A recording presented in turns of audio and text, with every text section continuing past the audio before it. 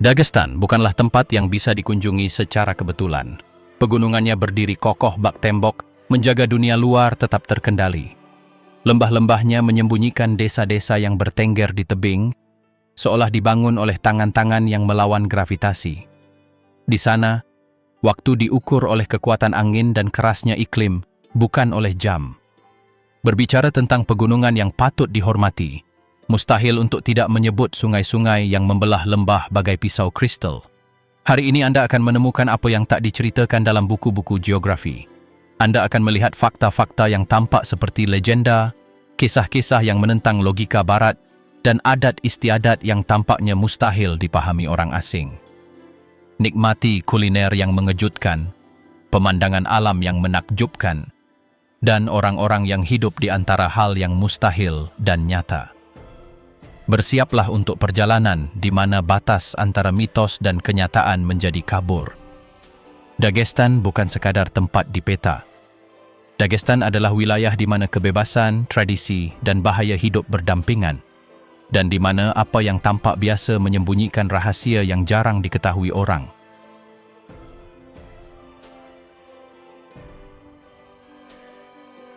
Pegunungan yang mendominasi kehidupan. Jika di pendahuluan kita sudah menyebutkan pegunungan yang menantang pengunjung, disinilah kekuatan sejati mereka menjadi jelas. Kaukasus di Dagestan bukan sekadar latar belakang.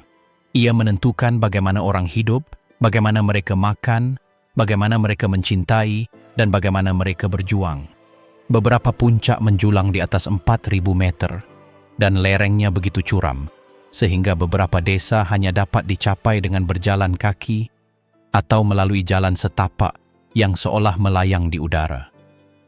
Di sana, setiap batu, setiap sungai, setiap batu memiliki dampak langsung pada kehidupan mereka yang menghuninya. Di antara pegunungan ini, hidup desa-desa yang tak kunjung lenyap. Rumah-rumah mereka, yang terbuat dari batu dan kayu, beradaptasi dengan iklim dan gempa bumi yang tiba-tiba dan tak terduga. Jalan setapak yang menghubungkan mereka sempit seringkali berbahaya. Beberapa pengunjung menceritakan bahwa udaranya sendiri terasa lebih padat, seolah-olah pegunungan mengendalikan pernapasan dan denyut nadi mereka. Mudah dipahami mengapa orang Dagestan mengembangkan karakter yang tangguh, tenang, dan bangga. Anda belajar untuk bersabar, membaca alam, dan menghormatinya, atau alam akan mengalahkan Anda. Karena geografinya yang begitu ekstrim, ia juga membentuk flora dan fauna. Di antara tebing dan lembah, hiduplah spesies yang seolah berasal dari masa lampau. Kambing gunung yang mendaki lereng yang mustahil, elang yang mengamati langit dengan mata tajamnya, bunga yang hanya tumbuh di celah-celah yang mustahil. Setiap spesies telah beradaptasi dengan lingkungan dan, dengan caranya sendiri, mengajarkan sesuatu kepada mereka yang mengamatinya, ketahanan, kewaspadaan, dan kesabaran. Wilayah ini tidak ramah bagi orang luar. Para pelancong yang tidak menghormati aturan gunung telah terjebak dalam badai salju atau tanah longsor.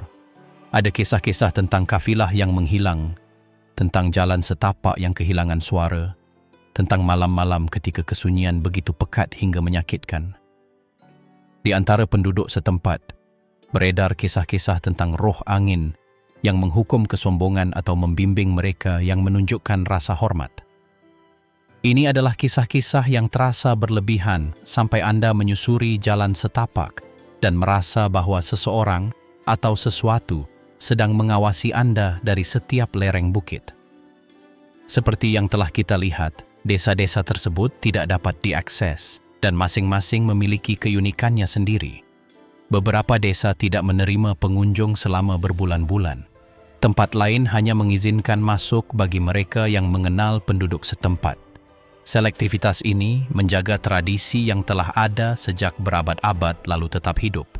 Mulai dari cara menyapa hingga cara membangun rumah atau menyiapkan pesta.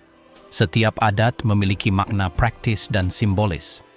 Apa yang tampak asing bagi orang asing, bagi mereka adalah kehidupan, identitas, dan kelangsungan hidup. Kehidupan di pegunungan ini menuntut kemampuan beradaptasi. Anak-anak belajar mendaki sebelum mereka dapat berjalan dengan aman. Pria dan wanita mengembangkan kekuatan fisik dan mental sejak usia dini.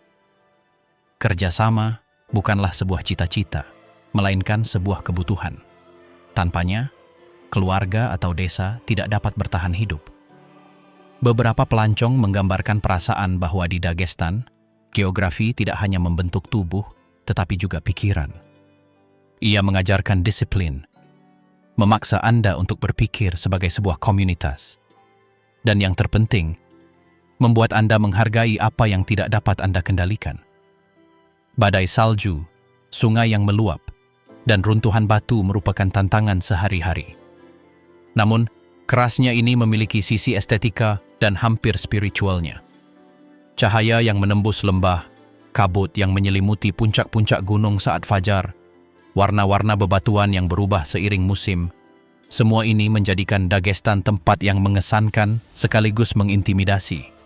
Para pelancong menggambarkan sensasi yang kontradiktif, takut dan kagum, kesunyian dan kebersamaan, keheningan mutlak dan gema sejarah yang seakan berbisik dari setiap batu. Hewan-hewan juga mengajarkan pelajaran tentang bertahan hidup.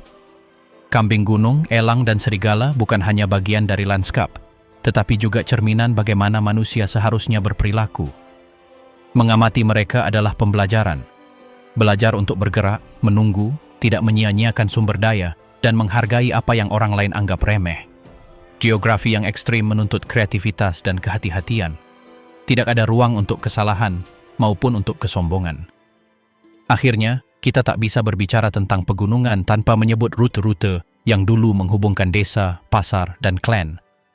Beberapa jalur berusia ratusan tahun digunakan oleh para pedagang dan kurir dan hampir tak dikenali lagi saat ini. Setiap tikungan menyimpan cerita, penghilangan misterius, pertemuan tak terduga, pesan rahasia, dan aliansi yang mengubah sejarah lokal.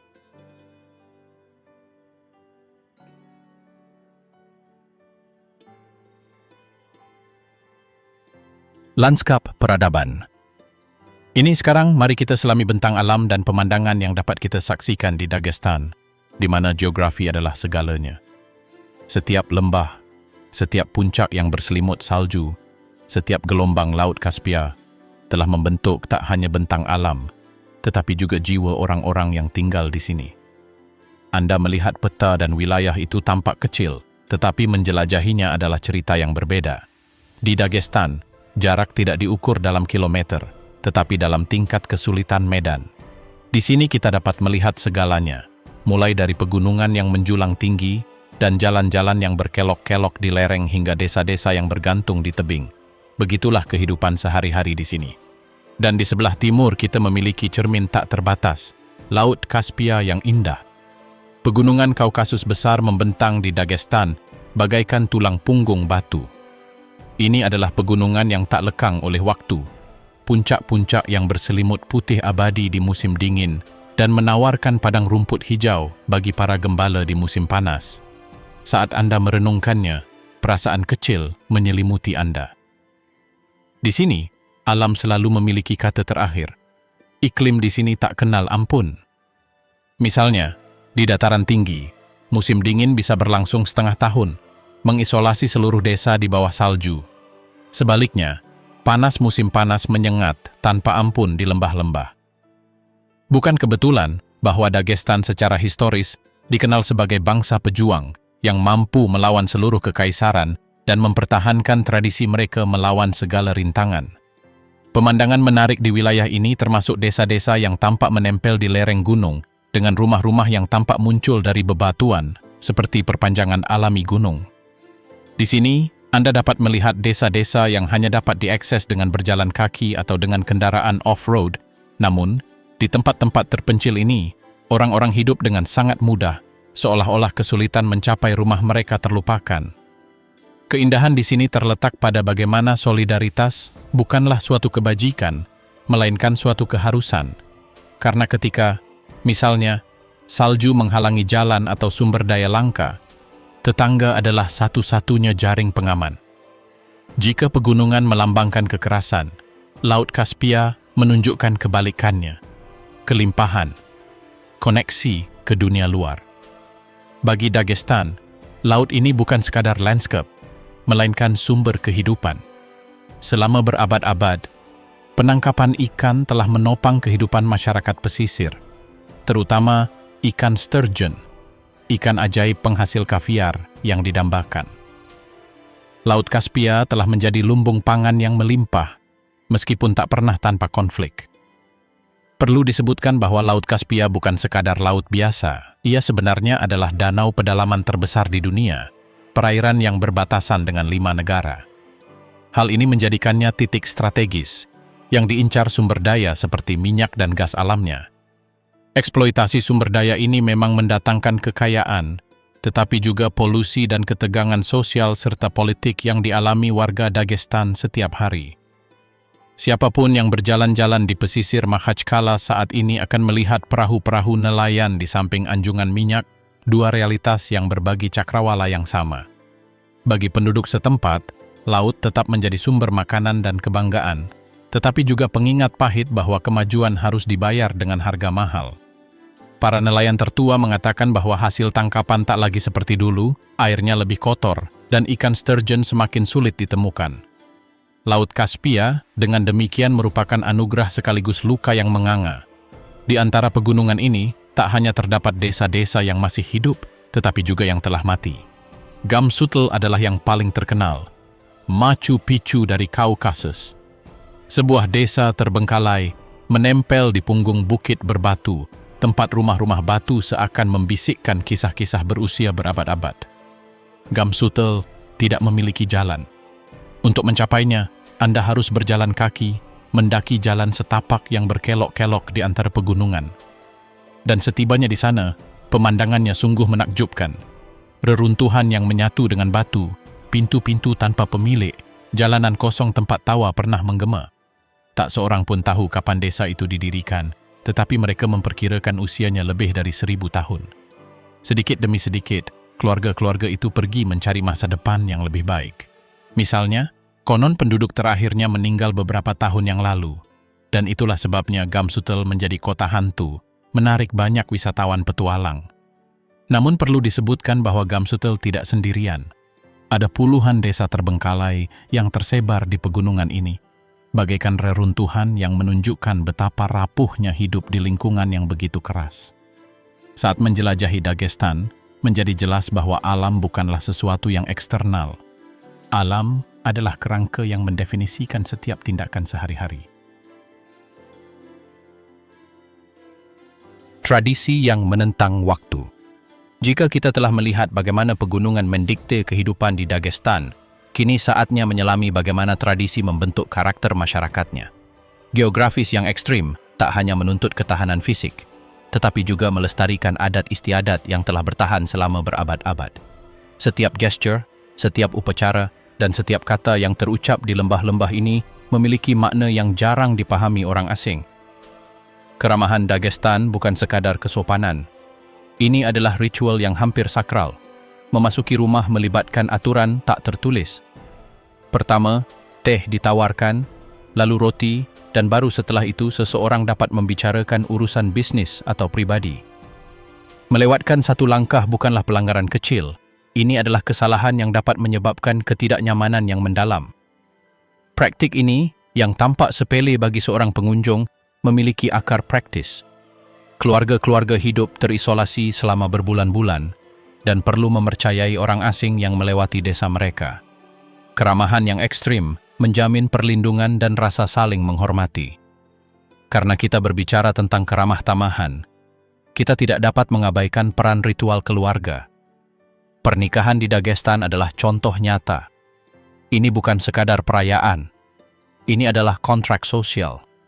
Ada hari-hari khusus untuk setiap upacara, mulai dari pertukaran hadiah simbolis hingga pemberian berkat kepada para tetua. Setiap gerakan, setiap kata, harus tepat.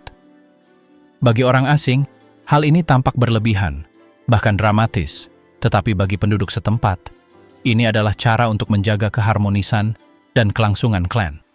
Pernikahan bisa berlangsung berhari-hari dan membutuhkan koordinasi yang melibatkan seluruh desa.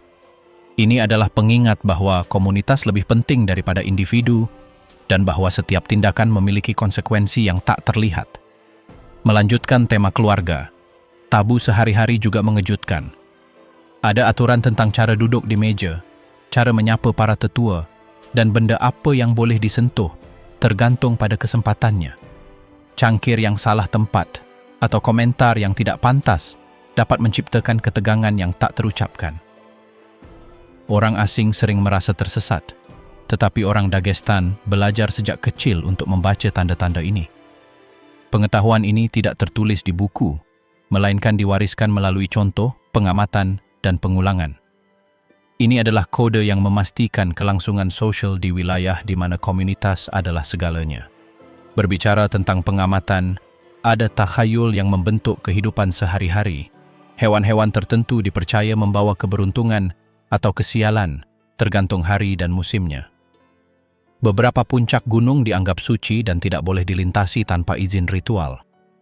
Tempat-tempat lain, seperti mata air atau lembah tertentu, dihindari karena takut akan roh-roh kuno. Bagi orang asing, hal ini mungkin tampak berlebihan atau bahkan tidak rasional, tetapi kepercayaan ini memiliki tujuan, mengajarkan rasa hormat terhadap lingkungan dan mencegah kecelakaan di medan yang benar-benar berbahaya. Adat istiadat juga memengaruhi perekonomian. Beberapa produk seperti daging atau susu dikonsumsi mengikuti ritual yang menentukan siapa yang makan terlebih dahulu, bagaimana cara mengolahnya, dan bagaimana cara membaginya. Hal ini memastikan bahwa setiap orang menerima bagiannya dan bahwa sumber daya digunakan secara adil, sesuatu yang vital di daerah terpencil. Pasar lokal beroperasi dengan aturan serupa. Setiap barter atau pembelian membawa etiket sosial yang menunjukkan rasa hormat, hierarki, dan kehormatan. Mengabaikan aturan-aturan ini dapat berarti kehilangan tidak hanya uang, tetapi juga kepercayaan dan prestis dalam masyarakat. Setelah kita memahami pengaruh ekonominya, ada baiknya kita mengkaji bagaimana tradisi-tradisi ini memengaruhi keintiman dan kehidupan pribadi. Aturan-aturan tak kasat mata mengatur interaksi antara pria dan wanita, proses berpacaran, dan pemilihan pasangan. Beberapa ritual pertunangan mengikuti pola yang tampak kuno bagi orang Barat, tetapi memiliki tujuan yang jelas, memastikan keutuhan keluarga dan stabilitas sosial. Namun, dalam struktur ini, terdapat ruang untuk kreativitas dan akal. Kaum muda telah belajar menavigasi antara tradisi dan hasrat, menggunakan kode-kode halus yang hanya dipahami oleh mereka yang telah diinisiasi. Upacara keagamaan dan spiritual juga merupakan bagian dari jalinan ini. Upacara-upacara ini memadukan Islam, takhayul lokal, dan ritual kuno yang telah ada berabad-abad sebelum kedatangan para penjajah. Doa-doa khusus dipanjatkan sebelum perjalanan, hewan diberkati sebelum berburu, dan praktik-praktik dilakukan untuk menyelaraskan kehidupan dengan lingkungan. Bagi orang asing, menyaksikan upacara-upacara ini dapat membingungkan. Pria dan wanita melakukan gerakan-gerakan yang tampak aneh, memadukan rasa hormat, kekaguman, dan pengabdian. Namun, setiap gerakan memiliki makna dalam kerangka budaya dan spiritual setempat. Seperti apa orang-orang Dagestan? Jika Anda mencoba menggambarkan Dagestan tanpa penduduknya, rasanya seperti melukis gambar tanpa warna. Di tempat ini, setiap senyuman yang Anda terima, setiap gestur sambutan, setiap tatapan bangga menceritakan kisah yang unik. Dan itulah mengapa inilah saatnya untuk menyelami seperti apa orang-orang di tempat ini. Hal ini cukup rumit, karena hampir mustahil untuk mendefinisikan orang Dagestan yang khas, mengingat puluhan kelompok etnis yang berbeda hidup berdampingan di sini, masing-masing dengan adat dan tradisinya sendiri. Namun, jika ada satu hal yang menyatukan mereka di atas segalanya, itu adalah rasa keramah tamahan mereka, kebanggaan mereka terhadap tanah kelahiran mereka, dan konsep kehormatan yang diwariskan dari generasi ke generasi. Orang-orang di sini cenderung sangat serius dan terus terang. Di sini ketika seseorang berjanji, itu adalah milik mereka. Bagi mereka, itu seperti menandatangani kontrak dengan darah. Di Dagestan, menepati janji bukan sekadar tindakan sopan santun, itu praktis masalah identitas. Di tempat ini, jika seorang Dagestan memberitahu Anda bahwa mereka akan membantu Anda dapat sepenuhnya yakin mereka akan membantu, bahkan jika dunia sedang runtuh. Sekarang, sangat terlihat bagaimana pendatang baru seringkali terkejut dengan karakter kuat orang-orangnya. Mereka berbicara dengan penuh semangat, memberi isyarat dengan intens, dan mempertahankan gagasan mereka dengan ketegasan yang mungkin tampak kasar. Namun di balik penampilan itu terdapat ketulusan yang meluluhkan hati. Di pegunungan ini kata-kata tak terucapkan. Apa yang terucap benar-benar terasa. Namun ketegasan yang sama itu hadir berdampingan dengan kehangatan yang menyelimuti Anda sejak saat pertama. Hanya dengan melewati ambang pintu rumah manapun sudah cukup untuk membuat Anda berhenti menjadi orang asing dan menjadi tamu terhormat. Kombinasi karakter yang kuat dan kelembutan spontan itulah yang mendefinisikan jiwa Dagestan. Konsep keluarga di sini jauh melampaui sekadar orang tua dan anak-anak. Di sini, kakek nenek, paman, sepupu, dan bahkan tetangga, semuanya merupakan bagian dari jaringan yang menopang setiap aspek kehidupan sosial. Jika ada satu peristiwa yang mencerminkan persatuan ini, itu adalah pernikahan. Sementara di tempat lain, pernikahan dirayakan secara intim, di sini pernikahan menjadi perayaan besar yang dapat menyatukan ribuan orang. Skalanya tidak bergantung pada kekayaan keluarga, melainkan pada jaringan hubungan yang mengikat komunitas. Seluruh desa berpartisipasi, tetangga dari kota-kota terdekat ikut serta, dan perayaannya dapat berlangsung selama beberapa hari. Dalam perayaan-perayaan ini, sangat umum melihat para pria menari tarian yang meniru terbangnya elang, dengan putaran dan langkah yang mustahil dan menantang keseimbangan, sementara para wanita bergerak berirama, mengikuti alunan musik. Jaringan keluarga ini meluas ke kehidupan sehari-hari. Jika seorang muda ingin memulai bisnis, ia tidak akan sendirian. Ia akan mendapat dukungan dari seluruh keluarga. Di masa-masa sulit, keluarga besar menjadi tempat berlindung pertama. Di tempat di mana pegunungan mengisolasi dan negara terkadang gagal, ikatan inilah yang menjadi penyelamat sejati. Setiap pelancong akan segera menyadari hal ini. Di Dagestan, keramah tamahan bukanlah pilihan, melainkan hukum. Tak peduli Anda turis berkamera atau tersesat di jalur pegunungan, akan selalu ada yang menawarkan teh hangat, sepotong roti segar, atau bahkan tempat menginap. Tradisi keramah tamahan ini berakar kuat. Ketika jalur perdagangan melintasi Kaukasus, menawarkan tempat berteduh merupakan kewajiban suci. Pegunungan bisa berbahaya, cuaca tak bersahabat, dan rumah terbuka seringkali menjadi penentu antara hidup dan mati. Tradisi itu tak pernah pudar. Tradisi ini masih hidup di setiap rumah Dagestan. Memasuki ambang pintu rumah di sini berarti memasuki dunia kemurahan hati yang spontan. Hal pertama yang selalu disuguhkan adalah teh, ditemani permen, kacang-kacangan, buah, apapun yang tersedia. Tak peduli keluarga itu sederhana atau kaya, mereka akan menawarkan yang terbaik karena memperlakukan tamu dengan baik adalah masalah kehormatan. Menolak keramah tamahan seperti itu hampir merupakan penghinaan, karena ini bukan sekadar masalah kesopanan, tetapi tindakan yang mendefinisikan identitas mereka. Tentu saja, tidak semuanya harmonis. Dengan lebih dari 30 kelompok etnis dan bahasa yang berbeda, Dagestan juga memiliki ketegangan tersendiri. Sepanjang sejarah, persaingan telah terjadi antar komunitas, terkadang memperebutkan tanah, terkadang memperebutkan sumber daya, atau hanya karena perbedaan budaya. Perpecahan ini terkadang muncul di pasar, politik lokal, dan bahkan olahraga.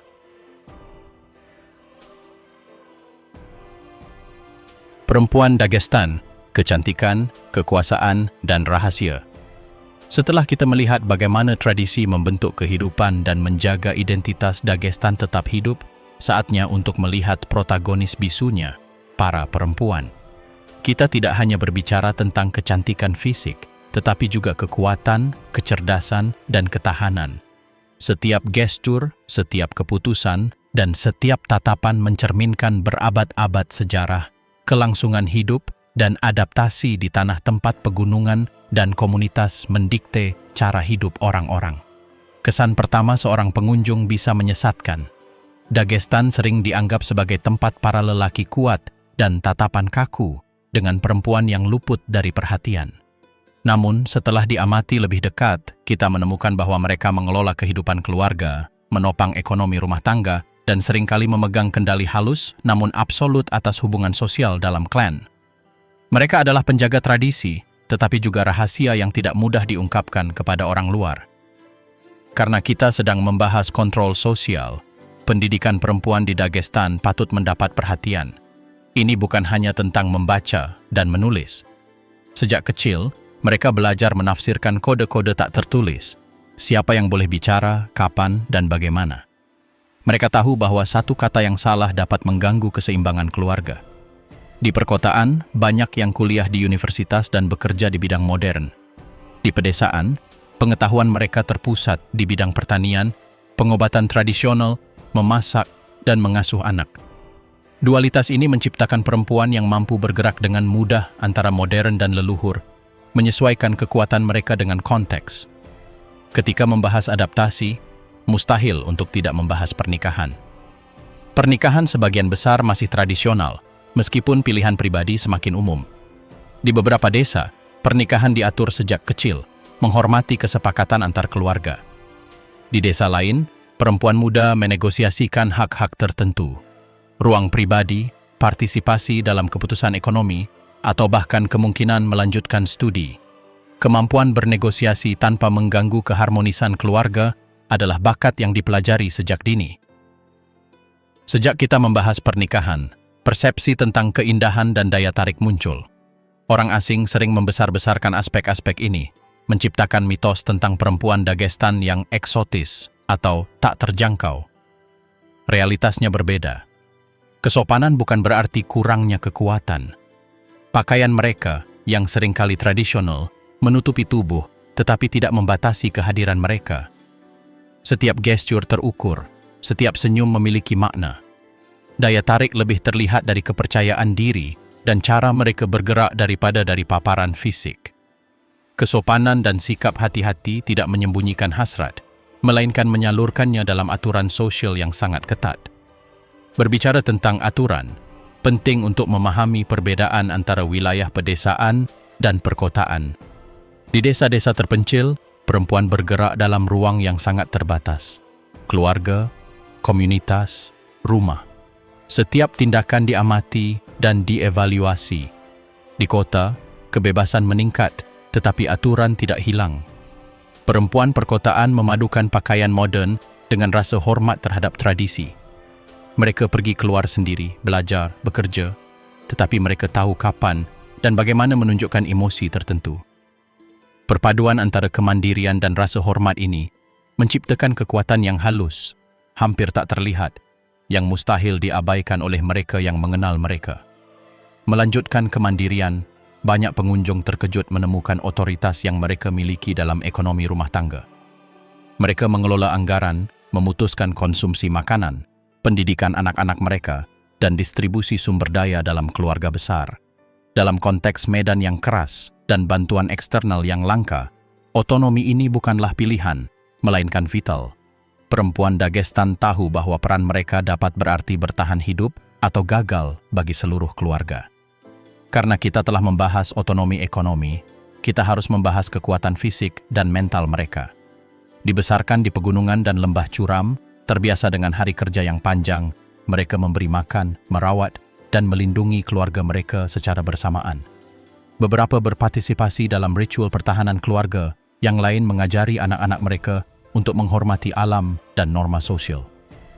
Kombinasi kekuatan fisik, kesabaran, dan strategi ini memberi mereka kekuatan tersembunyi yang seringkali diremehkan. Berbicara tentang strategi, seksualitas adalah area yang diselimuti kode-kode tak kasat mata. Ini bukan tentang stereotip atau kecabulan, tetapi tentang memahami bagaimana ketertarikan dan relasi gender berfungsi dalam budaya lokal. Rasa hormat, kebijaksanaan, dan komunikasi tidak langsung adalah kuncinya. Ekspresi hasrat diperbolehkan, tetapi selalu dalam kerangka sosial yang melindungi kehormatan keluarga. Kesopanan tidak menekan gairah, ia mengubahnya menjadi bahasa rahasia, hampir seremonial. Dagestan yang kelam, legenda, konspirasi, dan tempat terlarang. Setelah menjelajahi kekuatan, kelicikan, dan rahasia perempuan Dagestan, saatnya menyelami lapisan lain negara ini, lapisan yang hanya sedikit berani jelajahi dan yang mengubah Dagestan menjadi negeri misteri. Di sini pegunungan tak hanya membentuk kehidupan sehari-hari, tetapi juga menyimpan kisah-kisah yang terasa hampir fiktif. Kisah-kisah tentang tempat-tempat di mana tak seorang pun berjalan sendirian dan di mana gema masa lalu masih bergema kuat. Ketika kita berbicara tentang zona terlarang, kita tidak hanya merujuk pada jalan-jalan yang terbengkalai atau desa-desa terpencil. Ada lembah-lembah yang dihindari penduduk setempat karena tradisi. Ada yang mengatakan roh-roh melindungi tanah ini. Yang lain mengklaim bahwa fenomena alam yang tak terjelaskan menyebabkan orang-orang menghilang tanpa jejak. Setelah melihat bagaimana geografi membentuk kehidupan, mudah untuk memahami mengapa tempat-tempat ini hampir tak tertembus. Setiap batu, setiap tebing, dan setiap jalan memiliki legendanya sendiri. Tak seorang pun yang tidak menyadari bahwa alam dan supranatural saling terkait di sana. Berbicara tentang hal-hal supranatural, legenda lokal bukan sekadar dongeng untuk menakut-nakuti anak-anak. Orang-orang percaya pada makhluk-makhluk hutan dan sungai yang muncul di malam tanpa bulan. Beberapa orang mengatakan mereka melihat bayangan bergerak tak terduga di antara pepohonan, bahwa mereka mendengar suara-suara yang bukan milik manusia. Kisah-kisah ini beredar dari mulut ke mulut, dan meskipun tidak ada yang mengonfirmasi apapun, kisah-kisah ini membentuk bagian dari peta tak kasat mata wilayah tersebut. Karena kita berbicara tentang gema dan bayangan, mustahil untuk tidak menyebutkan kisah-kisah orang hilang. Tempat-tempat di mana para pengembara dan gembala tersesat dan tak pernah kembali. Keluarga-keluarga setempat memilih untuk tidak membicarakannya di depan umum, tetapi dalam bisik-bisik, setiap cerita memiliki nama dan tanggal. Hubungan dengan okultisme terjalin dengan rahasia-rahasia yang lebih baru. Ada rumor tentang operasi militer lama, pangkalan Soviet yang terlupakan, dan dokumen-dokumen yang tidak pernah meninggalkan gunung. Beberapa desa mengklaim bahwa ada terowongan yang membelah pegunungan, menghubungkan area-area strategis. Tak seorang pun dapat memastikannya, tetapi kesaksian-kesaksian tersebut bertepatan dalam detail-detail yang meresahkan, cahaya yang menghilang, jalan setapak yang lenyap, dan suara-suara mekanis tanpa asal yang jelas. Setelah melihat bagaimana negeri ini menyimpan rahasia, kami memahami mengapa kehidupan di Dagestan memiliki sifat ganda, terlihat dan terlarang. Melanjutkan hal terlarang, terdapat kisah-kisah tentang fenomena tak terjelaskan yang menentang logika. Batu yang jatuh tanpa alasan, sungai yang berubah arah dari tahun ke tahun, dan hewan-hewan yang lenyap di depan mata para penggembala. Para tetua menjelaskan bahwa semua ini adalah peringatan dari roh penjaga, perpaduan antara tahayul dan rasa hormat terhadap alam. Setiap aturan, setiap ketakutan terasa masuk akal jika dilihat sebagai bagian dari sistem leluhur yang menjaga keseimbangan. Memahami peringatan-peringatan ini juga membantu kita memahami mengapa hanya sedikit orang asing yang berani bepergian tanpa pemandu lokal. Inti dari hal terlarang adalah ritual-ritual yang tidak disaksikan oleh orang luar. Beberapa tempat menyimpan upacara-upacara tersembunyi, nyanyian saat fajar, persembahan untuk sungai dan gunung, pembakaran benda-benda yang tidak boleh disentuh siapapun. Ritual-ritual ini diyakini dapat melindungi masyarakat dan para pelancong. Penduduk setempat menganggapnya penting, bukan takhayul kosong. Setiap gesture memiliki tujuan, menghormati tanah, leluhur, dan aturan tak kasat mata yang mengatur koeksistensi. Setelah menyadari pentingnya tradisi, kita melihat bagaimana spiritualitas terjalin dengan apa yang tampak gelap atau berbahaya. Tema lain yang muncul adalah perpaduan sejarah dan konspirasi. Dokumen-dokumen kuno, reruntuhan benteng yang terlupakan, dan kesaksian dari para prajurit tua berbicara tentang rahasia yang belum terungkap. Ada yang mengatakan bahwa Dagestan dulu dan sekarang merupakan titik strategis di mana setiap gunung adalah pos pengamatan alami. Yang lain mengklaim bahwa beberapa arsip era Soviet menghilang secara misterius. Berbagai teori beredar dan tak seorang pun membantahnya secara terbuka. Memahami bahwa informasi dijaga bagai harta karun, kita memahami ketidakpercayaan yang merasuki wilayah tersebut. Akhirnya, kehidupan sehari-hari di lingkungan terlarang ini terus berlanjut, tetapi dengan kesadaran yang berbeda. Para penggembala, pedagang, dan penduduk desa bergerak menghormati batas-batas tak kasat mata. Mereka tahu zona aman dan zona yang hanya ada dalam kisah-kisah peringatan. Kepercayaan, sihir, dan apa yang belum pernah dilihat dunia. Setelah kita menjelajahi aturan-aturan kehidupan yang intim, tersembunyi, dan tak kasat mata di Dagestan, saatnya untuk melihat apa yang memberi makna pada banyak aturan tersebut. Kepercayaan, sihir, dan ritual yang membentuk tulang punggung masyarakat. Setelah melihat bagaimana hasrat dan keintiman terjalin dengan norma-norma budaya, lebih mudah untuk memahami mengapa penghormatan terhadap hal-hal supernatural dan leluhur tetap begitu kuat di sini. Dagestan adalah mosaik agama, takhayul, dan praktik yang saling tumpang tindih. Mayoritas penduduknya menganut Islam Sunni, tetapi selama berabad-abad, kepercayaan pra-Islam telah menyatu dengan agama yang dominan. Dukun dan tabib tradisional masih memainkan peran penting. Ritual mereka bukan sekadar pertunjukan. Ritual mereka adalah bagian dari kehidupan sehari-hari, menentukan keputusan, membimbing pernikahan, dan bahkan memengaruhi penyelesaian konflik. Di banyak desa, tidak ada pemisahan antara yang sakral dan yang sehari-hari. Setiap tindakan ditandai oleh aturan-aturan yang mencari harmoni dengan kekuatan-kekuatan tak kasat mata. Setelah kita memahami pentingnya kode-kode tak kasat mata ini dalam kehidupan sehari-hari, menjadi jelas bagaimana sihir dan takhayul terintegrasi ke dalam apa yang dianggap normal oleh orang asing. Misalnya, jimat yang digantung di pintu bukan sekadar hiasan. Jimat dipercaya dapat melindungi keluarga dari roh jahat dan penyakit. Beberapa ritual yang melibatkan hewan, seperti mengorbankan kambing pada tanggal tertentu, memiliki tujuan ganda, melindungi masyarakat dan menghormati leluhur. Bagi pengunjung, hal ini mungkin tampak ekstrim, tetapi bagi penduduk setempat, ini adalah praktik yang sangat logis dan dihormati. Tempat-tempat suci dan tempat ibadah menyimpan kisah-kisah yang hanya diketahui oleh sedikit orang luar. Beberapa terletak tinggi di pegunungan, hanya dapat diakses setelah berjam-jam mendaki.